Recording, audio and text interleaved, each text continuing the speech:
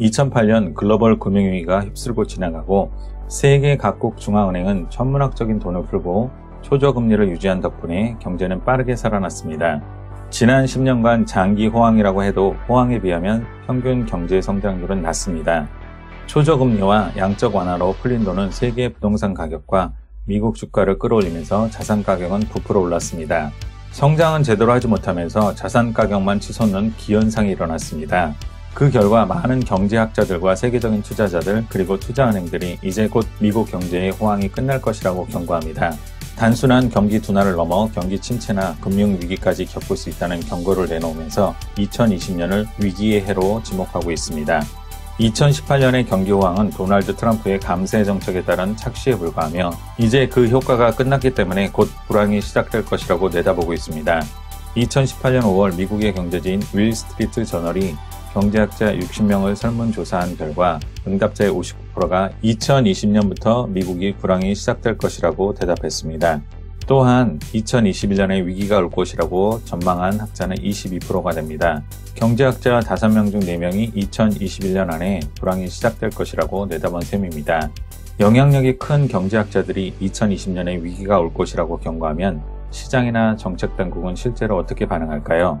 우선 경제 주체들은 기업의 설비 투자를 줄이고 공격적인 마케팅을 자제할 것이고 가계는 위험 자산을 줄이고 현금성 자산을 늘릴 가능성이 큽니다. 또한 반대로 정부는 적극적인 부양책에 나서면서 일단 경제 위기를 벗어나게 하거나 경제 위기가 도래하는 시기를 뒤로 미룰 수 있습니다. 이런 경제 주체들이 서로 상호작용을 하며 미래는 끝없이 변해가기 때문에 결코 현재 주어진 조건들을 가지고 판단한 경제 예측을 맹신해서는 안 됩니다. 그렇다면 우리는 어떻게 미래를 내다보아야 할까요? 먼저 매일 엄청난 양의 정보를 쏟아내는 시장에서 정확한 시그널을 골라내는 훈련을 해야 합니다. 시그널을 활용해 철저히 분석하고 조합하는 방법을 찾아야 합니다. 특히 무의미한 정보나 가짜 시그널에 속지 않도록 유의하면서 진짜를 가려내야 합니다. 책 2020 부의 지각 변동에서 경제 상황을 이해하는 중요한 7가지 시그널, 금리, 부채, 버블, 환율, 중국, 인구, 쏠림을 소개하고 이를 분석하는 방법을 이야기합니다. 금리가 주는 시그널을 주목하라. 미국의 금리 인상은 모두 위기로 이어졌습니다. 미국 연방준비은행은 1994년, 1999년, 2004년 세 차례 기준금리 인상을 했습니다. 그때마다 어김없이 경제가 불안해졌습니다. 1994년 미국은 물가를 잡겠다며 당시 연리 3%였던 기준금리를 끌어올리기 시작했습니다. 그러자 개발도상국으로 흘러갔던 자금이 미국으로 다시 되돌아오면서 당장 멕시코 외환 위기를 불러일으켰습니다. 그리고 금리 인상이 마무리된 지 2년 만에 태국을 시작으로 아시안 외환 위기가 일어나 우리나라까지 큰 고통을 받았습니다. 1999년에도 미국이 물가를 잡겠다고 연리 4.75%에서 1년 만에 6.5%로 금리 인상을 단행했습니다. 고작 1.75포인트 올렸을 뿐인데 이 금리 인상이 미국뿐 아니라 전 세계 IT 기업의 주가가 모두 폭락한 밀레니엄 버블 붕괴의 도화선이 되었습니다. 2004년 집값이 유례없이 폭등하는 자산시장의 과열 현상이 일어나자 연준은 1980년대 이후 가장 빠른 속도로 금리를 올렸습니다. 17차례에 걸친 금리 인상의 끝은 참담했습니다. 연준이 금리 인상이 끝난 뒤 정확히 1년, 지난 2007년부터 미국 부동산 가격이 하락하기 시작했습니다. 결국 2008년 글로벌 금융위기로 파장이 확산되면서 미국과 유럽은 물론 신흥국까지 극심한 고통을 겪어야 했습니다. 2015년부터 시작된 연준의 금리 인상기가 시작되었습니다. 금리 인상 초입이었던 2018년 초에는 아르헨티나, 터키에서 위기의 징후가 나타났습니다. 2019년에는 세계 경제의 엔지니어라고 불렸던 중국에서 급격한 경기 둔화 신호가 나타나고 있습니다. 미국의 금리 인상은 다가올 경기 둔화를 알리는 중요한 시그널이 되어 왔습니다. 우리는 특히 금리 인상이 멈추는 순간에 주목할 필요가 있습니다. 연준은 경기 둔화의 가능성이 보이면 금리 인상을 중단하기 때문입니다. 미국이 금리 인상을 시작하는 것은 호황의 파티가 절정을 향해 달려가는 것을 보여주는 시그널로, 그리고 금리 인상의 중단은 파티가 곧 끝났다는 것을 알려주는 시그널로 봐야 합니다. 환율, 돈의 흐름을 한 발 먼저 읽는 기술. 우리는 1998년 동아시아 외환위기나 2008년 글로벌 금융위기 당시 원화 가치가 급락하는 현상을 경험했습니다. 실제로 한 나라의 통화 가치가 크게 떨어지는 것은 매우 중요한 시그널입니다.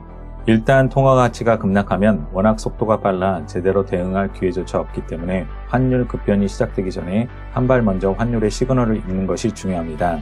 미국 연준이 금리를 인하하고 양적 완화를 하는 시기에는 선진국의 자금이 신흥국으로 흘러들어갑니다. 그러면 세계 경기가 회복되고 교역량이 늘어나면서 원자재 가격도 상승합니다. 수출에 의존하는 신흥국이나 원자재에 의존하는 자원부국은 무역 수지가 개선되고 투자 유치가 늘어나면서 외환 자금이 풍족해져 통화 가치가 오릅니다. 이런 상황에서 신흥국 정부는 풍부한 외환 자금을 유치해 성장 속도를 가속화하여 이웃 국가를 이기겠다는 욕심을 부립니다. 경쟁적 투자 때문에 과잉 생산이 빚어진 상황에서 통화 가치까지 치솟아 오르면 신흥국 기업들은 수출 물량은 늘어나도 손실을 보는 신세로 전락합니다. 이런 상황에서 미국 연준이 금리까지 올리면 경제 상황은 더욱 악화됩니다. 신흥국으로 몰려들었던 해외 자금이 선진국으로 돌아가면서 신흥국은 자금 유출과 통화 가치를 막기 위해 미국 금리 인상에 맞춰 자국 금리를 올려야 합니다. 그러면 미국 금리 인상으로 위축된 국내 경기가 더욱 위축될 수밖에 없습니다. 신흥국은 통화 가치나 자산 가격이 외부의 영향에 쉽게 흔들리기 때문에 단순히 눈앞의 수익률만 보고 투자했다가는 낭패를 보기 쉽습니다. 중국발 위기설, 우리나라 반도체 호황이 끝날 가능성 등으로 원화 가치가 급락할 가능성도 배제할 수 없습니다. 앞으로 수년간 환율의 시그널을 주의 깊게 살펴볼 필요가 있습니다. 책의 내용 중 금리와 환율에 대해 정리해봤습니다.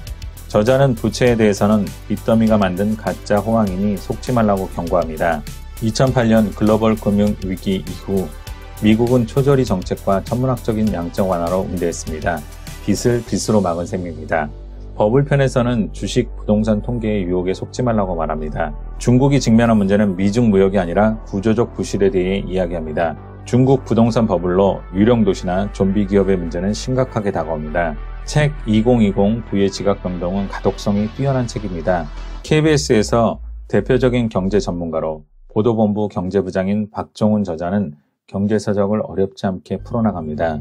책의 일부는 2020년 위기론이 끊임없이 대두되고 있는 이유를 설명하고 위기 가능성에 대한 새로운 시각을 제시합니다.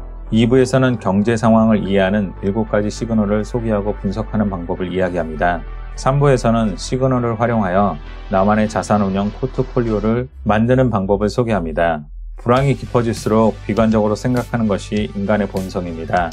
그러나 경기는 다시 회복기를 맞이할 것입니다. 어쩌면 공포의 순간에 역전의 기회가 찾아올지 모릅니다. 책 2020 부의 지각 변동이었습니다. 감사합니다. 북로드였습니다.